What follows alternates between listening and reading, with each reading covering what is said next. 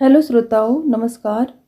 साहित्यिक कहानियों की श्रृंखला में आज सुनेंगे मीनू त्रिपाठी की लिखी कहानी अनुबंध। तो सुनते हैं कहानी अनुबंध। तुम्हें कुछ नहीं होगा स्नेहा, बिल्कुल चिंता मत करो, मैं तुम्हारे साथ हूँ।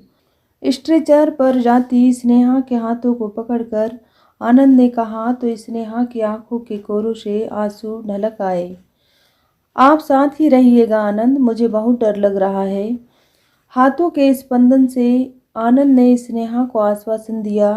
तभी नर्स ने कहा, डॉक्टर सुकेशी आ गई है। उन्होंने कहा है कि कॉम्प्लिकेशंस है, बच्चा भी उल्टा है, नॉर्मल डिलीवरी के कोई चांस नहीं है, ऑपरेशन जरूरी है।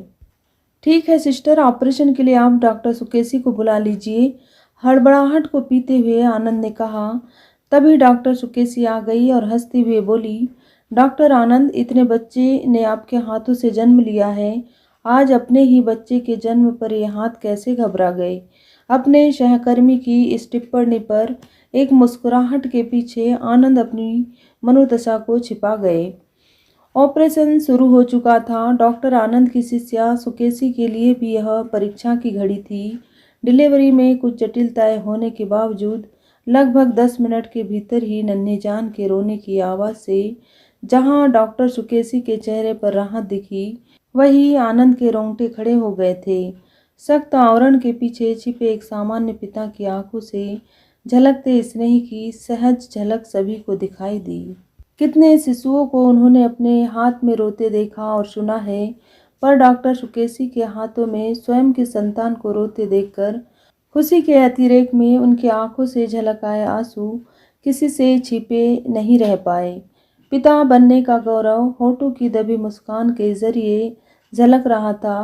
उन्होंने आगे बढ़कर सुकून से आंखें बंद किए बेसुध लेटी स्नेहा के हाथों को हौले से सहला दिया। डॉक्टर सुकेशी ने नन्हे शिशु को आनंद के हाथों में दिया तो आंखें मिचमिचाए रुई के फाये सी नाजुक देह को अधिक देर तक पकड़े नहीं रह पाए। मन के अंदर बहुत कुछ पिघलने लगा था। ग्लानि हो रही थी कि खुद पर कि इसी नन्ही सी जान के इस दुनिया में आने के वो इतने खिलाफ थे कि 9 महीने तक गर्भ में इसकी मौजूदगी उन्हें हर पल खटकती रही। अपने बच्चे को नर्स को पकड़ाकर बाहर आ गए थे। खतरा टल चुका था। आनंद सीधे अपने केबिन में आकर निढाल से आंखें मूंदे अधलेटे से अपनी अनियंत्रित सांसों की रफ्तार को थामने लगे थे। दूसरी बार पिता बनने पर जाना कि बच्चे के जन्म के समय न केवल माँ बल्कि पिता की भी धड़कनें बढ़ती है। सांसों की रफ्तार अजन्मे के लिए कैसे बढ़ती है, यह एहसास पहली बार पिता बनने पर गुम सा हो गया था। जब स्नेहा की जगह शैली माँ बनी थी, उस वक्त आनंद को किसी बात का होश ही कहाँ था। नवजात की ओर तो उन्होंने देखा भी नहीं था। कैसे देखते। शैली को खोने के गम ने उनकी सारी संवेदनाएं हर ली थी। शैली के बगैर जीने की कल्पना। डॉक्टर आनंद की पहली पत्नी शैली आनंद के जीवन का आधार हुआ करती थी। कस्में वादों के उस दौर में उन दोनों के मजबूत प्यार के बंधन के सभी साक्षी थे। माता पिता बनने से पहले के रोमांस को उन दोनों ने साथ जिया था। गर्भ के अंदर का पहला स्पंदन दोनों ने साथ महसूस किया था। शैली अक्सर कहती, आनंद बेटा हुआ तो नाम तुम रखना, बेटी हुई तो मैं नाम रखूंगी। यह अधिकार दोनों ने सहर्ष से ही बांट लिया था। शैली ने जोया नाम की घोषणा पहले ही कर दी थी। आनंद ने अपनी पत्नी शैली की देखरेख का जिम्मा स्वयं ही ले रखा था। डिलीवरी का समय पास आते आते कॉम्प्लिकेशंस बढ़ गए थे। सारी कोशिशों के बावजूद केवल बच्ची को बचाया जा सका था। आनंद ने शैली को खोने का दोषी उस बच्ची को माना। उसने 6 महीने तक बच्चे की ओर देखा तक नहीं। हाँ, नामकरण के समय उसे जोया नाम जरूर दे गया। जोया की प्रारंभिक देखभाल दादा दादी ने ही की थी। पूर्वाग्रहों से घिरे आनंद का ध्यान पहला कदम उठाती जोया पर तब पड़ा जब वह डगमग कदमों को बढ़ाती हुई उन्हें रफ्तार देने की चेष्टा कर रही थी। इससे पहले कि वह गिरती, आनंद ने उसे संभाल लिया। टुकुर टुकुर देखती नन्ही जोया की आंखों में अनगिनत प्रश्न और विस्मय था, मानो पूछ रही हो, मेरी क्या गलती है पापा। आनंद का मन अचानक भर आया था। जोया को ध्यान से देखा तो उसमें सैली की छवि दिखाई दी थी। तहो दबा पितृत्व जाग गया था। सोई संवेदनाएं जागने से आंखें अनायास बरस पड़ी थी। डॉक्टर आनंद की मां ने चैन की सांस ली थी। उस दिन के बाद से जोया आनंद की जान बन गई थी। अपनी व्यस्त दिनचर्या के बावजूद समय निकालकर वह जोया के साथ समय व्यतीत करते थे। एक दिन मां ने दबे शब्दों में बोली, आनंद, अपनी बेटी की खातिर तुम्हें शादी कर लेनी चाहिए। अभी तुम्हारी उम्र ही क्या है। सैली को खोने का गम हम सभी को है। माँ की बात को बीच में ही काटते हुए आनंद ने जवाब दिया, माँ, सैली की यादें मेरे लिए काफ़ी है, पर यादों के सहारे जीवन नहीं कटता। तुम अपने बारे में न सही, जोया के बारे में सोचो। समझदारी से काम लो, युवा भावुकता में। माँ की बात पर आनंद उखड़ गए थे। नहीं, कभी नहीं। मेरे जीवन में सैली की जगह कोई और नहीं ले सकता है। कोई किसी की जगह नहीं लेता है आनंद। सैली का जो स्थान इस घर में और तुम्हारे मन में है, वो वही रहेगा। मुझे इस बारे में कोई बात नहीं करनी है माँ। दृढ़ शब्दों में किए उस इनकार के बाद ऐसी बात दोबारा नहीं उठी। आनंद के एक रस जीवन में बदलाव ने प्रवेश करने की ठान ली थी, जबकि आनंद ने पूरी कोशिश की कि उनके प्रवेश को रोका जाए।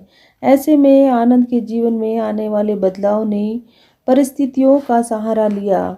एक बार नन्ही जोया बीमार पड़ी तो आनंद की मां ने ही आकर उसे संभाला। इतने मरीजों को हिदायत देने वाले आनंद को पता ही नहीं चल पाया कि कब जोया के गले में इन्फेक्शन हो गया था। आनंद ने अपना गुस्सा आया पर निकाला। जोया की हालत देखकर वह घबरा गया था। सैली की निशानी को यूं माँ उस पर बरस पड़ी थी। खुद के लिए नहीं आनंद, बच्चे के लिए तो कोई चाहिए। जोया को देखकर उसने हथियार डाल दिए थे। ठीक है, पर माँ, लड़की का चुनाव आप जोया की माँ के रूप में ही करना। उस वक्त माँ के लिए आनंद की हाँ ही काफ़ी थी। सीधी सादी सरल स्वभाव की, बिना माता पिता की, रिश्तेदारों के यहाँ पली बड़ी केयरिंग स्वभाव की स्नेहा माँ को एकदम भा गई थी। आनंद और स्नेहा पति पत्नी बन गए, पर अब आनंद का झुकाव सैली की ओर और अधिक हो गया था। एक आंतरिक असुरक्षा के तहत अबोलेपन को उसने सुरक्षा कवच बना लिया था। यदि कभी उन दोनों में बात होती भी तो विषय जोया ही होती। आनंद की आशंका निर्मूल सिद्ध हुई थी। स्नेहा ने उस कवच के भीतर जाने की कोशिश कभी नहीं की थी। साथ ही जोया की परवरिश ऐसी की कि पूरी बिसात में चर्चा का विषय बन गई। जोया ने पहले दिन से ही उसे मम्मी कहा। उस नादान ने तो बचपन से ही माँ को नहीं देखा था, तो तुलना का तो प्रश्न ही नहीं उठता। स्नेहा ने भी बचपन से अपनी माँ को कहाँ देखा था। शायद इसलिए जोया में वह खुद को देखकर अपना बचपन जी लेती थी। शादी के 2 साल हो गए थे। जोया की दादी जोया के जरिए नया बेबी लाने की फरियाद करती तो नेहा झेप जाती। कैसे बताती कि आनंद ने जोया की माँ के अतिरिक्त कोई और अधिकार तो दिया ही नहीं है। माँ को तो यह भी नहीं पता था कि अपने मन की दुविधा आनंद पहले ही स्नेहा से बांट चुके हैं। स्नेहा आनंद के मन की आशंका से परिचित थी, फिर भी उसे इस रिश्ते से कोई इनकार नहीं था। आखिर कब तक वो अपने रिश्तेदारों पर बोझ बनती। उसके मन में माँ बाप के प्यार को पाने की दबी आकांक्षा की पूर्ति का जरिया जोया दिखी, जिसके जरिए वह अपने मन के कोने की रिक्तता को भर सकती थी। स्नेहा से मन की दुविधा साझा करने के बाद अब आनंद के मन में भी स्नेहा से औपचारिक रिश्ते को कायम रखने को लेकर कोई ग्लानि नहीं थी। आखिर स्नेहा ने सब जानबूझकर इस रिश्ते के लिए हाँ की थी, पर समय के आगे कौन जा सकता है। उसमें रफ्तार और शक्ति दोनों ही होती है। जीवन में जो परिवर्तन आते हैं, आनंद उनसे कहाँ अछूता रह पाया था। इंडियन मेडिकल एसोसिएशन द्वारा आयोजित एक सेमिनार में उसे पत्नी के साथ पांडुचेरी जाना पड़ा था। निर्देशों के अनुसार स्नेहा को पांडुचेरी ले जाना पड़ा। जोया के होने वाले वीकली टेस्ट की समस्या आई। इस समस्या से आनंद की माँ ने तुरंत उबारा। वो जोया के पास झटपट चली आई। स्नेहा और आनंद पहली बार कहीं जा रहे हैं, इस बात से माँ भी उत्साहित थी। सेमिनार में स्नेहा ने माँ और बच्चे के अनुबंध पर जो चंद शब्द कहे वो सभी को प्रभावित कर गए। उनकी सहजता और सच्चापन आनंद को छू गया। उस दिन आनंद ने पहली बार स्नेहा को ध्यान से देखा। वो एक नई ही स्नेहा थी। स्नेहा के भीतर छिपी प्रतिभा का खुलासा यहाँ हुआ था। शाम की पार्टी में उसके द्वारा गाया मधुर गीत अनजाने ही आनंद के मन को छू कर निकल गया। आनंद भी बहुत अच्छा गाते थे, ये सभी जानते थे। शैली के जाने के बाद उसने गाना छोड़ दिया था, पर उस दिन तो ऐसा लगा मानो दोनों ने युगल गीत गाकर एक नई शुरुआत कर दी हो। अपने चारों ओर की गई किलेबंदी की दीवारें अनायास ढह गई थी। पति पत्नी के बीच का आंतरिक अनुबंध उन दोनों के बीच कायम हो गया था, जिसका एहसास दिल्ली जाकर हुआ जब उसने स्नेहा को उल्टियां करते देखा। आनंद ने सीधे और सपाट शब्दों में कहा, स्नेहा तुम हॉस्पिटल आ जाना, अभी ज़्यादा दिन नहीं हुए हैं। पहली बार वह आनंद के इस फैसले से आहत हुई थी। वह तड़प उठी थी। आनंद, मैं माँ बनने के सुख का अनुभव करना चाहती हूँ। उसकी बात को सुनकर कड़े शब्दों में आनंद ने कहा, क्या तुम जोया को अपनी बेटी नहीं मानती हो? ऐसी बात कैसे कह दी आपने आनंद? स्नेहा के स्वर में अथाह पीड़ा थी। फिर तुम्हारे मन में माँ बनने की इच्छा को मैं क्या समझूं? जोया की माँ तो तुम बन चुकी हो, फिर मन में ऐसी इच्छा के उठने का क्या मतलब है? मैं परसों का अपॉइंटमेंट ले रहा हूँ। रात भर दोनों की आंखों में नींद नहीं थी। दूसरे दिन आनंद अपनी माँ को अचानक घर पर देख चौंक उठा। वो स्नेहा के साथ ढाल सी खड़ी थी। उन्होंने आनंद को आड़े हाथों लिया। बहू न बताती तो तू कितना बड़ा अनर्थ कर डालता। एक डॉक्टर होते हुए इतने बड़े पाप का भागीदार बनने जा रहे थे तुम आनंद। माँ, हमने पहले ही तय किया था कि स्नेहा को हम जोया की माँ बना कर लाएंगे। मैं नहीं चाहता हूँ कि उस पर एक सौतेली माँ होने का आरोप लगे।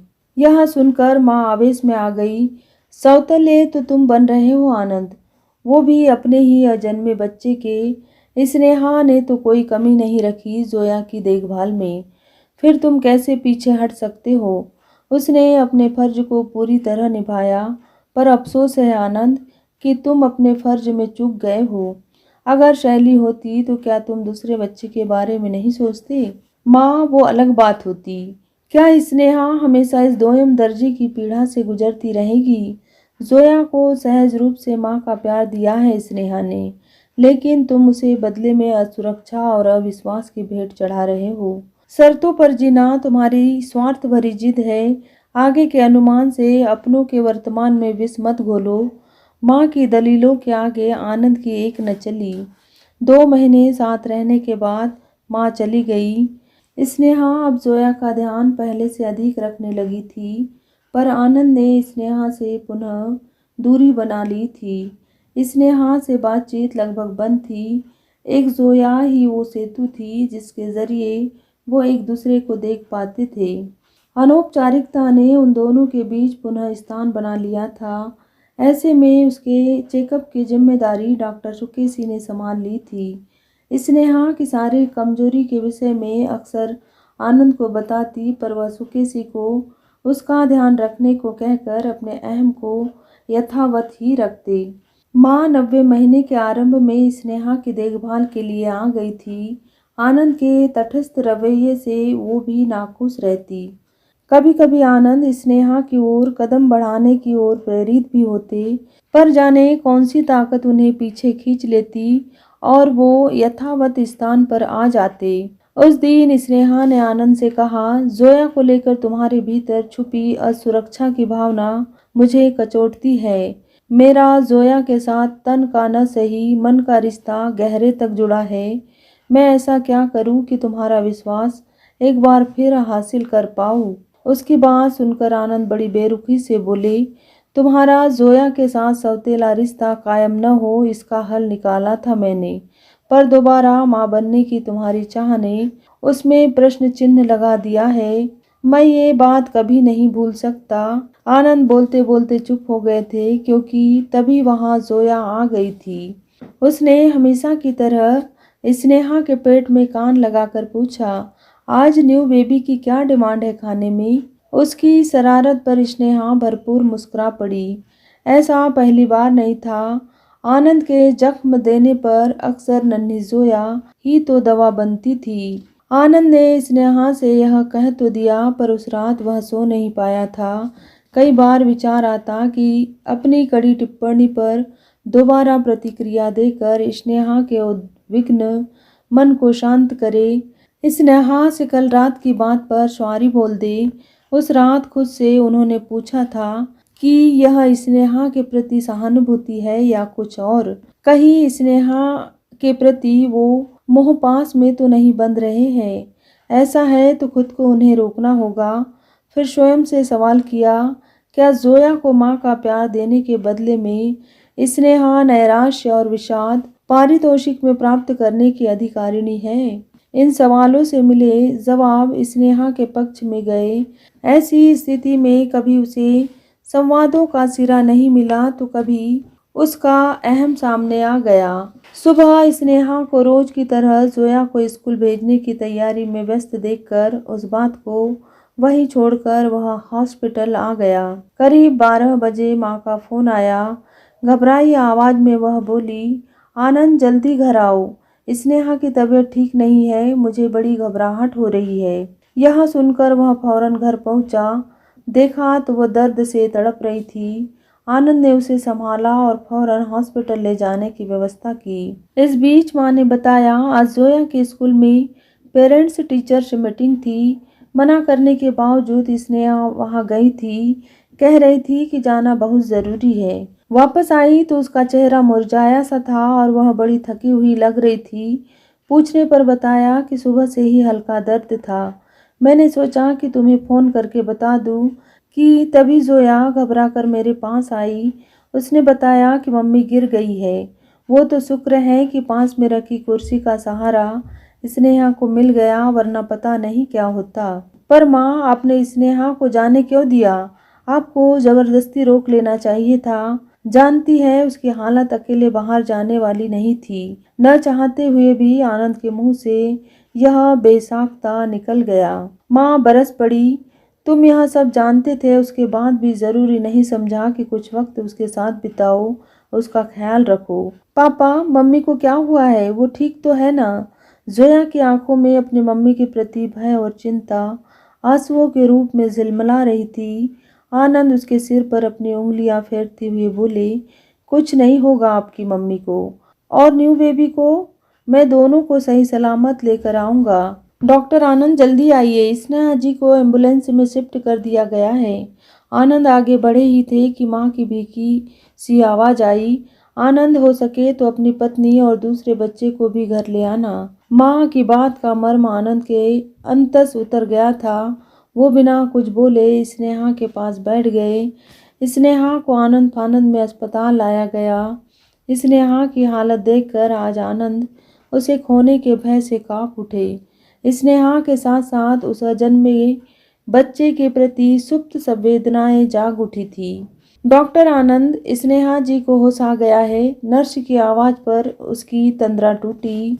स्नेहा के कमरे तक आते आते जाने कितने पूर्वाग्रहों के फंदों से उसके पांव मुक्त हो चले गए थे। कमरे में स्नेहा निश्चिंत सी आंखें मूंदे लेटी थी। दरवाजे की आहट से आंखें खुली तो सामने आनंद को देखकर आंखें भर आई। मुबारक हो। आनंद के इन दो संक्षिप्त शब्दों में मानो पूरी दुनिया समाई हुई थी। आप खुश तो है ना आनंद? बहुत खुश हुई स्नेहा, आज हमारा परिवार पूरा हो गया है। कहते हुए स्नेहा का सिर सहला दिया। शारीरिक और मानसिक रूप से थकी वह रो पड़ी। उसी समय अपनी दादी का हाथ थामे नन्ही जोया सहकती हुई वहां पहुंची। पापा, न्यू बेबी कहाँ है?